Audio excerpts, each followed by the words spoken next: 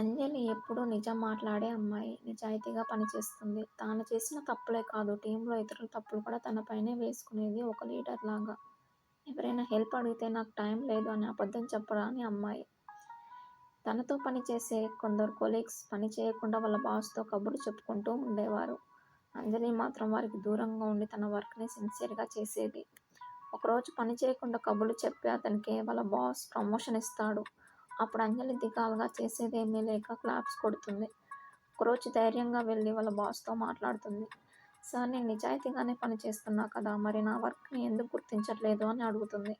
అప్పుడు వాళ్ళ బాస్ నవ్వుతూ, అంజలి, ఈ లోకం ఎక్కువ మంచిగా ఉన్న వాళ్ళని గుర్తించదు అని అంటాడు. ఆ రాత్రి ఒంటరిగా కూర్చున్న అంజలి ఆలోచిస్తూ ఉంటుంది. తనకు ఒక విషయం అర్థమవుతుంది.